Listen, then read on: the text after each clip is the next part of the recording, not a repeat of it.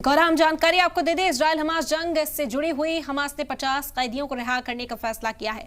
Border पर red cross की team कैदियों को रिसीव करेगी। हमास की कैद में इस वक्त 200 से ज्यादा कैदी हैं।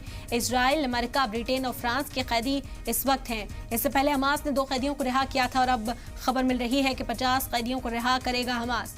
आपको बता दें कि अमेरिका की ओर से भी साफ तौर पर कहा गया कि जब तक सारे कैदियों को रिहा नहीं किया जाता तब तक हमास से बातचीत नहीं की जाएगी। अगर हमास इस पर राजी होता है कि जितने लोग यरगमाल बनाए गए हैं उन्हें छोड़ दिया जाए, उन्हें रेड क्रॉस के हवाले कर दिया जाए, तो जरूर इस जंग बंदी पर बातचीत हो सकती है, हमास के साथ बात कर सकती है इजराइल की फौज, इजराइल की सरकार। लेकिन उससे पहले ये मुमकिन नहीं है। ये बड़ी खबर इस वक्त की आप तक पहुंचा रहे हैं। हमास ने 50 कैदियों को रिहा करने का फैसला किया है। बॉर्डर पर रेड क्रॉस की टीम कैदियों को रिसीव करेगी। हमास की कैद में इस वक्त 200 से ज्यादा कैदी हैं। आपको बता दें कि इजराइल, अमेरिका, ब्रिटेन और फ्रांस के कैदी इस वक्त कैद में हैं। इससे पहले हमास ने 2 कैदियों को रिहा किया था। ह्यूमन ग्राउंड्स पर उन्हें रिहा किया गया था, रेड क्रॉस को सौंपा गया था।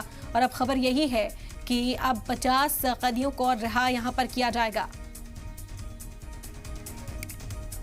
बड़ी खबर इस वक्त की आप तक पहुंचा रहे हैं। इजराइल हमास जंग से जुड़ी हुई हमास ने 50 कैदियों को रिहा करने का फैसला किया। बॉर्डर पर रेड क्रॉस की टीम कैदियों को रिसीव करेगी। हमास की कैद में इस वक्त 200 से ज्यादा कैदी हैं।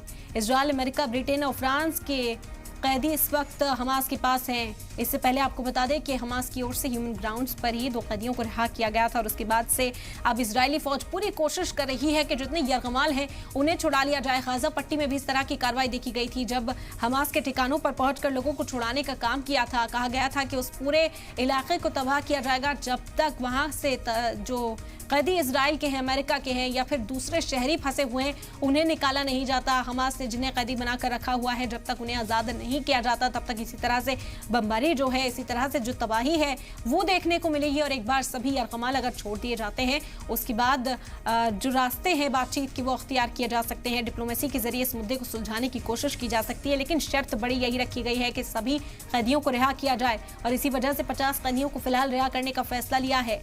ये बड़ी खबर है। आपको बता दें कि जंगबंदी के लिए लगातार कोशिशें जारी हैं, लेकिन उससे पहले जो शर्त रखी गई इजराइल की ओर से कि तमाम जो यरगमाल बनाए गए लोग हैं उन्हें पहले रिहा कर दिया जाए, उन्हें वापस आने की इजाजत दी जाए, हमास सभी को छोड़ दे और उसके बाद बातचीत का रास्ता जरूर अख्तियार किया जा सकता है। अमेरिका ने भी ये पेशकश की है कि पहले हमास को सभी यरगमालों को छोड़ना होगा और उसके बाद कोई और रास्ता अख्तियार किया जा सकता है।